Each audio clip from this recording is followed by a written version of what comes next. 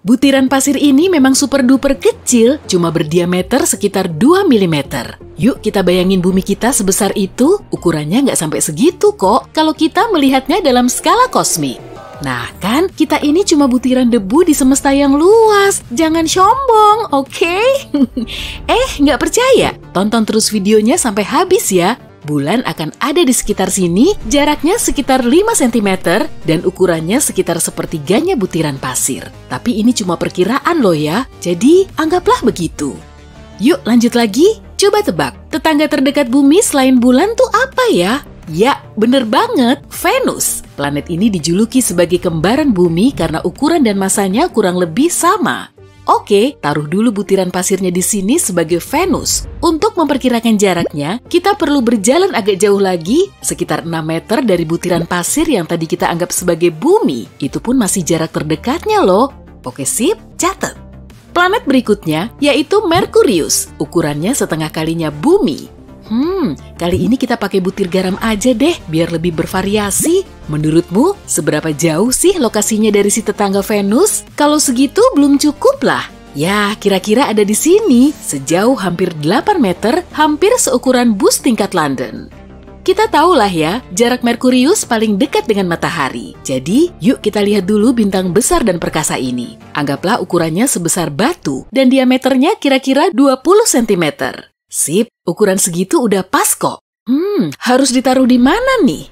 Oke, sebaiknya ambil satu bus tingkat tadi plus berbagai benda-benda lain. Karena kalau dari Merkurius akan sejauh 9 meter, jelas lebih jauh dari Venus. Jalan kaki dari titik ini menuju bumi pun sudah bikin gempor loh, karena hampir sejauh jarak 2 base di lapangan bisbol. Wah, mantul ya! Tapi itu belum seberapa. Oke lah, kita menjauh dari matahari dan menuju Mars aja kalau gitu. Ukurannya 2 kali lebih kecil dari bumi. Kali ini kita pakai biji cabai merah saja. Perjalanan ke planet merah ini bahkan lebih jauh dari jarak Merkurius ke matahari, melebihi 10 meter.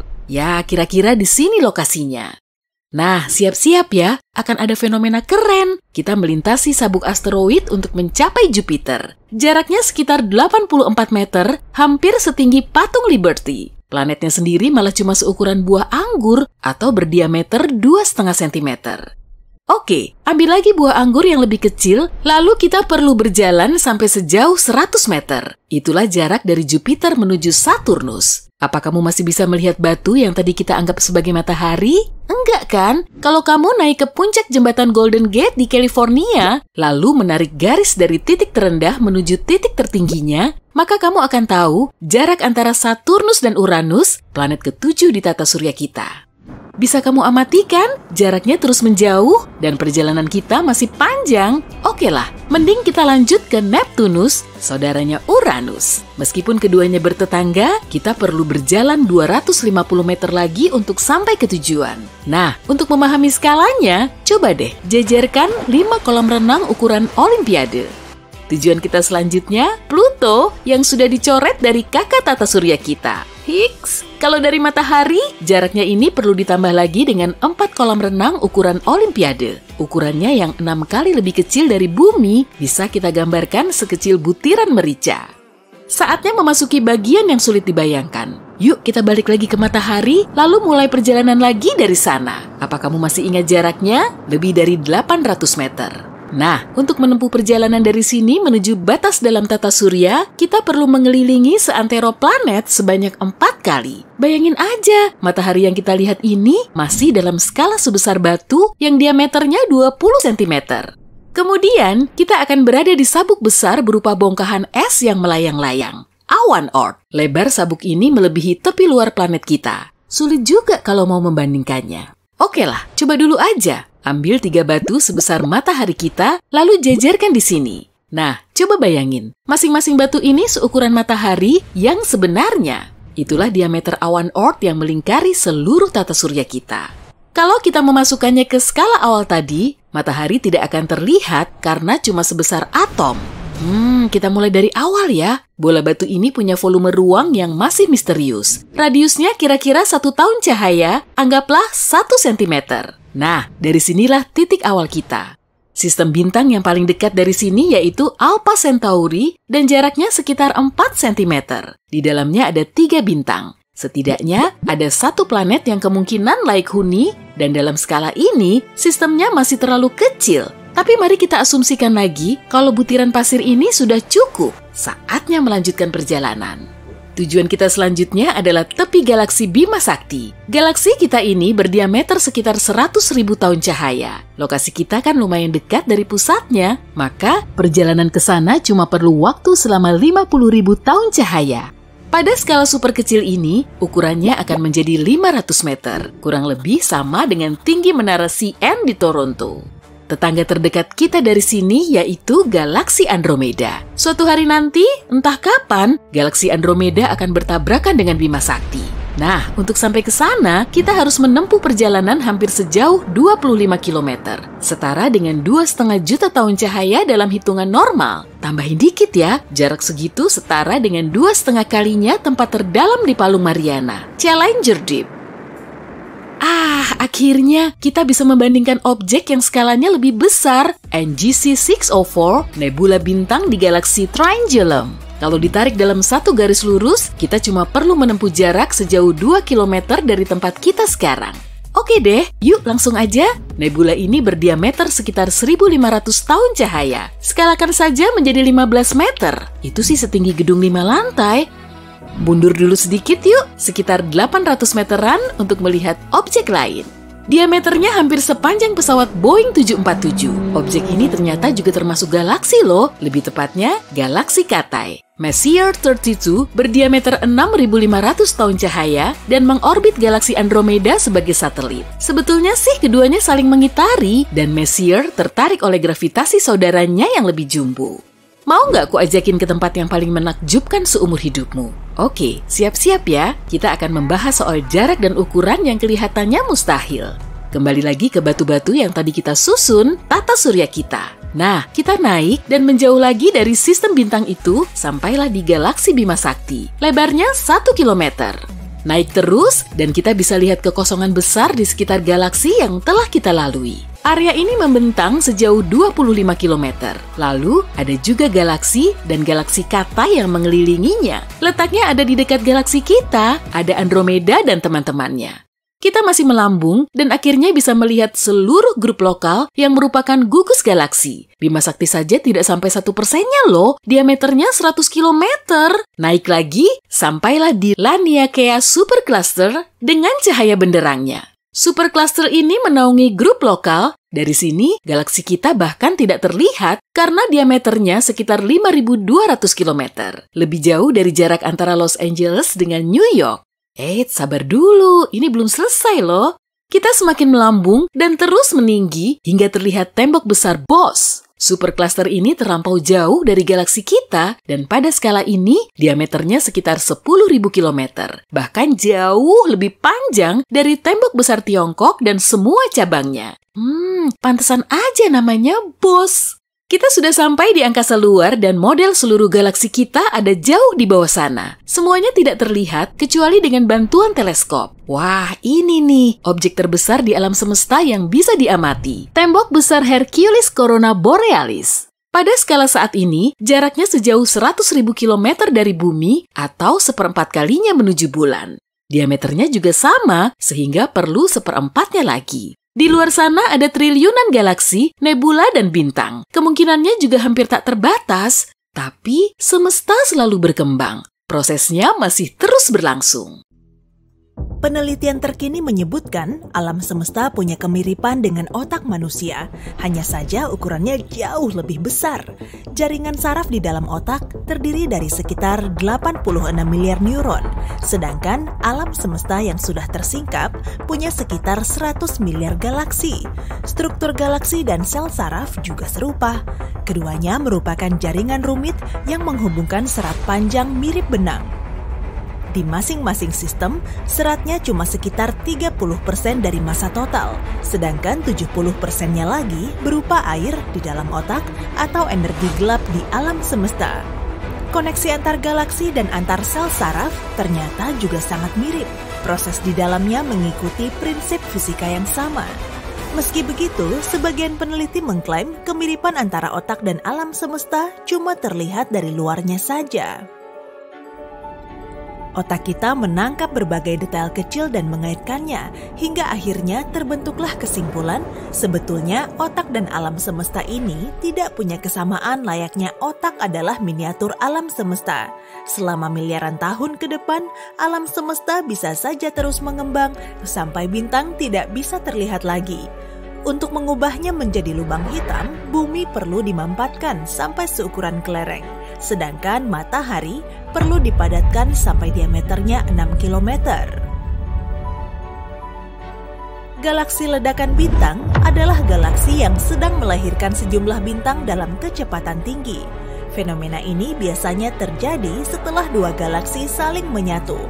Bumi cuma punya satu satelit alami, sedangkan Jupiter punya sedikitnya 79 satelit. Alam semesta tidak cuma menyuguhkan planet Katai, tapi juga galaksi Katai. Galaksi Katai kita punya 1000 hingga miliaran bintang. Nah, kalau galaksi Bima Sakti kita memiliki 250 sampai 400 miliar bintang. Sejauh 250 juta tahun cahaya dari bumi, terdapat lubang hitam supermasif yang mengeluarkan bunyi paling rendah di seluruh alam semesta. Kekuatannya 1 kuadriliun atau 10 pangkat 15 kali lebih rendah dari suara yang bisa kita tangkap. Planet Keltnane b berjarak 670 tahun cahaya dari bumi. Planet ini mirip dengan Jupiter yang sangat panas, ukurannya jumbo, suhunya ekstrim, dan masanya kurang lebih sama dengan Jupiter. Suhu Keltnane b di siang hari sangat tinggi, hingga bisa mengoyak molekul di dalamnya. Molekul cair yang melayang di angkasa akan membentuk bola. Hal yang sama juga terjadi di orbit rendah bumi. Galaksi Bima Sakti membentang sejauh 105.000 tahun cahaya. Semua planet di tata surya kita muat dimasukkan ke celah antara bumi dan bulan. Malahan sisa celahnya juga masih ada. Lubang hitam bisa melakukan spagetifikasi saat objek melewati horizon peristiwa. Kemudian tarikan gravitasi lubang hitam akan meregangkan dan menekannya dari arah yang berlawanan. Para astronom mengidentifikasi galaksi pusaran sebagai benda langit pertama yang berbentuk spiral.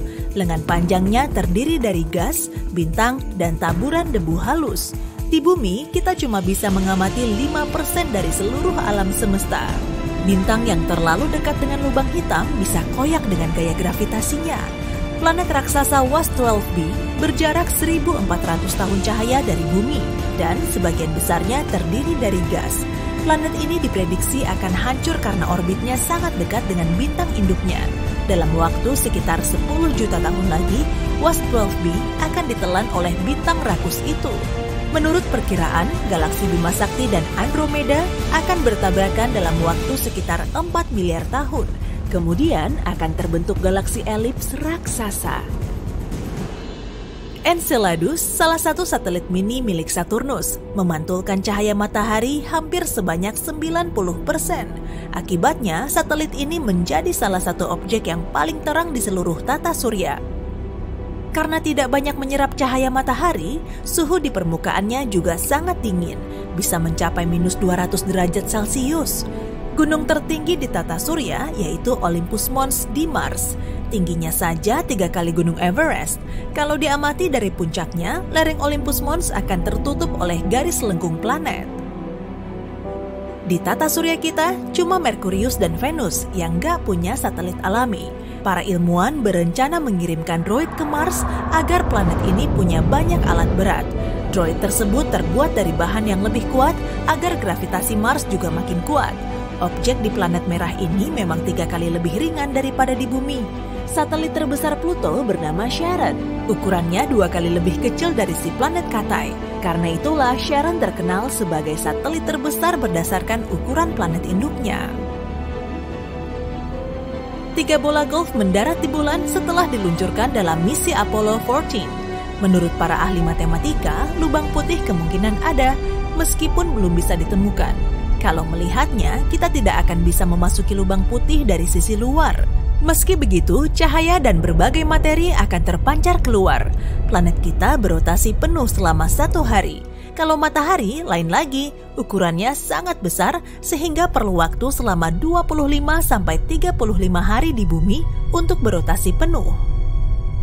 Bentuk bulan tidak bulat sempurna, tapi menyerupai bentuk telur karena pengaruh gravitasi bumi. Pakaian luar angkasa melindungi astronot dari perubahan suhu ekstrim saat mereka berjalan di ruang angkasa sana. Suhunya bisa berubah dari minus 160 derajat Celcius ke 120 derajat Celcius. Bintang neutron terbentuk dari supernova runtuh. Kemudian bintang ini berotasi dengan sangat cepat, sekitar 60 kali per detik. Tapi kadang kecepatannya bisa naik sampai 600 kali per detik. Pada tahun 2007, para astronom mulai mendeteksi sinyal radio super ringan dan kuat bernama Fast Radio Burst. Sumber sinyal ini berjarak hingga miliaran tahun cahaya. Saat menjelajah ruang angkasa, astronot sering melihat kilatan cahaya. Fenomena ini disebabkan oleh sinar kosmik yang tertangkap oleh saraf optik. Keliling Pluto di ekuatornya sejauh jarak dari Roma ke New York. Saat mendarat di planet GJ504b, kamu akan melihat planet ini bersinar. Jaraknya cuma sejauh 57 tahun cahaya dari bumi. Planet ini memerangkap panas yang telah terbentuk. Warnanya magenta gelap, mirip bunga ceri. Dari semua planet di tata surya, satu hari di Jupiter paling singkat, cuma 9 jam 50 menit. Karena rotasinya yang cepat, bentuk Jupiter tidak bulat sempurna, tapi agak pipih. Venus punya gunung berapi terbanyak di seantero tata surya. Jumlahnya sekitar 1.600-an, tapi kebanyakan sudah tidak aktif. Permukaan Merkurius berlekuk. Saat inti besinya dingin, kerak planetnya menyusut. Akibatnya permukaan Merkurius jadi nggak rata. Pasta nuklir di dalam bintang neutron dipercaya sebagai bahan paling kuat di alam semesta. Pasta neutron ini bisa 10 miliar kali lebih kuat dari baja. Sebagian ilmuwan meyakini lubang hitam gak punya horizon peristiwa atau area yang tidak bisa dilalui kembali. Lubang hitam cuma bisa menjebak objek untuk sementara waktu. Kemudian materi dan energinya akan keluar dalam wujud lain. Di setiap misinya, Apollo perlu 15 pakaian luar angkasa. Masing-masing dari 3 anggota kru utama perlu 3 pakaian. 1 setel untuk pelatihan dan satunya lagi untuk penerbangan. Ada juga baju cadangan yang dipakai untuk mengantisipasi kalau pakaian penerbangan mereka bermasalah. Nah, masing-masing dari ketiga anggota cadangan punya 2 pakaian luar angkasa. 1 untuk pelatihan dan satunya lagi untuk penerbangan. Menurut perkiraan para ilmuwan, sebagian inti Merkurius masih cair, sehingga planet ini punya medan magnet, meskipun kekuatannya cuma 1%-nya bumi. Di antara planet lain di seluruh tata surya, Mars punya badai debu yang paling kuat. Badai ini bisa bergejolak selama berbulan-bulan tanpa henti. Planet Kepler-16b berjarak 245 tahun cahaya dari bumi. Di sana mataharinya ada 2. Bobotnya sama dengan Saturnus, tapi lebih padat. Astronot perlu waktu sekitar 45 menit untuk memakai pakaian luar angkasa. Setelah itu, mereka menghabiskan waktu 1 jam untuk beradaptasi dengan kondisi baru. Bola api yang melesat itu adalah meteor benderang yang memasuki atmosfer bumi, tapi kemudian meninggalkannya lagi. Triton, salah satu satelit Neptunus, mengorbit planet induknya dengan arah berlawanan. Cuma satelit besar ini yang punya perilaku unik seperti ini. Triton juga terus mendekati Neptunus. Para ahli memperkirakan suatu saat nanti satelit ini akan tertarik oleh gravitasi Neptunus. Kemudian akan menjadi cincin yang melingkari raksasa gasnya. Jarak Haumea ke bumi lebih jauh daripada ke Neptunus. Planet kerdil yang terlihat unik ini mengorbit sabuk Kuiper atau cincin es berbentuk donat yang mengelilingi matahari. Haumea punya 2 bulan, berbentuk lonjong dan berotasi penuh selama 4 jam di bumi. Wah, ini nih objek langit terkeren kita. Planet Katai ini dikelilingi oleh sejumlah cincin yang sangat tipis yang kemungkinan terbentuk oleh tabrakan purba. Periode revolusi Neptunus selama hampir 165 tahun di bumi. Dengan kata lain, sejak ditemukan pada tahun 1846, raksasa gas ini baru mengitari matahari sebanyak 1 kali. Lubang hitam mengoyak bintang-bintang raksasa. Bintang pulsar berputar luar biasa cepat dan memancarkan energi yang kuat. Nebula warna-warni dengan kembang api bintang yang baru. Galaksi dengan berbagai warna dan ukuran. Semua ini ditemukan dalam jagat raya kita. Tapi jagat raya tidaklah tanpa batas. Semesta punya batas, semacam dinding, dan di luarnya ada ketiadaan mutlak. Saat ini kita akan mengadakan perjalanan menuju dinding itu. Tapi pertama-tama, alam semesta kita seperti boneka Matryoshka. Kalau kamu membukanya, ada yang lebih kecil di dalamnya, yaitu galaksi. Di dalam galaksi ada boneka yang lebih kecil lagi, yakni tata surya kita, dan boneka terkecil adalah bumi. Masing-masing boneka ini punya batas yang akan kita lewati. Untuk itu, kita butuh pesawat antariksa yang besar. Pesawat ini juga harus bisa bergerak 100 kali lebih cepat dari kecepatan cahaya. Kamu memasuki pesawat dan menyalakan mesinnya. 100 km di atas permukaan laut adalah perbatasan pertama kita. Itu 10 kali lipat ketinggian terbang pesawat penumpang. Titik ini disebut garis Kármán. Garis ini memisahkan atmosfer bumi dengan luar angkasa. Sekarang kita terbang lebih jauh menuju tepi tata surya. Kita menyalakan mode hyperdrive dan terbang melintasi Mars, Jupiter, Saturnus, Uranus, dan Neptunus. Kita menempuh jarak 100 unit astronomi. 1 UA setara jarak dari bumi ke matahari. Dan inilah batas tata surya kita, heliosfer. Di sini, kecepatan angin surya turun dengan cepat. Pertama, angin turun dari 1.000.000 km per jam menjadi setara kecepatan suara. Lalu ada lapisan yang disebut heliopause. Disinilah angin surya hampir lenyap. Lalu, pesawat kita mengalami gelombang haluan. Disinilah kita merasakan angin antar bintang yang bertabrakan dengan batas tata surya kita. Saat melewati batas ini, kamu berada dalam kegelapan ruang antar bintang. Dan di sini, kamu bisa menemukan 2 objek buatan manusia yang melakukan perjalanan ini untuk pertama kalinya dalam sejarah, Voyager 1 dan Voyager 2. Voyager 1 melintasi perbatasan itu pada tahun 2004. Voyager 2 melakukannya di tahun 2007. Probe antariksa ini mengungkap bentuk heliosfer tidak bulat sempurna di sekeliling matahari. Batas selatannya 10 UA lebih dekat ke matahari dibanding batas utaranya. Nah, kita sedang bergerak di ruang antar bintang dan akan segera mendekati dinding batu di sekeliling tata surya kita. 200.000 UA ke depan, dan inilah dia. Dinding batu ini adalah awan Oort. Sebenarnya, ini adalah kumpulan asteroid yang mengelilingi dunia kita. Para ilmuwan berspekulasi awan Oort mungkin adalah sumber komet dan meteorit yang jatuh ke bumi. Tapi batuannya sangat jarang sehingga kita bisa terbang dengan mudah di sela-selanya. Sekarang kita berada dalam kegelapan total. Lebar Bima Sakti sekitar 106.000 tahun cahaya. Akan butuh miliaran tahun untuk menempuh jarak itu dengan roket konvensional. Tapi kamu terbang dengan kecepatan maksimal. Dengan piawai, kamu melewati berbagai bintang dan planet seolah-olah berada di arena balap. Dan dalam beberapa menit kamu sampai di tepi galaksi kita. Tidak ada lagi angin antar bintang. Yang kamu lihat hanya titik-titik terang di kejauhan. Titik-titik ini adalah galaksi besar. Kita harus melihat peta untuk membuat rute ke ujung alam semesta. Kamu ada di sini, di dekat galaksi Bima Sakti. Ini adalah bagian dari gugusan galaksi yang dinamakan supergugus Laniakea. Objek raksasa ini seperti jalan kecil di kota besar. Kalau diperkecil, kita akan melihat supergugus Centaurus Hydra. Ribuan galaksi di peta tampak seperti titik-titik kecil. Zoom out sampai maksimal. Inilah alam semesta kita yang bisa diamati. Kita mengira alam semesta tanpa batas, tapi kita mungkin punya bukti bahwa alam semesta ada batasnya. Di sini, 10 miliar tahun cahaya jauhnya dari rumah kita. Meski kamu bepergian dengan kecepatan cahaya, perjalanan ke sana akan butuh waktu 2 kali lebih lama dibanding umur planet kita. Selama masa itu, matahari akan memudar atau meledak seperti supernova, menghancurkan seluruh tata surya kita.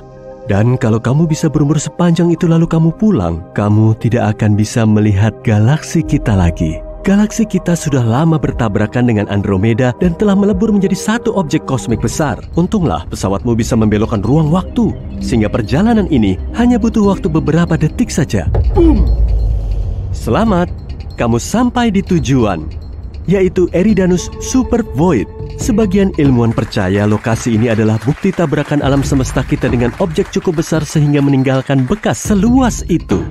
Eridanus Super Void adalah ruang kosong dan dingin seluas 1 miliar tahun cahaya. Jika kamu membayangkan ruang hampa ini sebagai cangkir, maka cangkir itu paling tidak bisa menampung 10.000 galaksi. Dan ruang ini muncul setelah kecelakaan berskala raksasa. Objek yang menabrak alam semesta kita adalah alam semesta lain.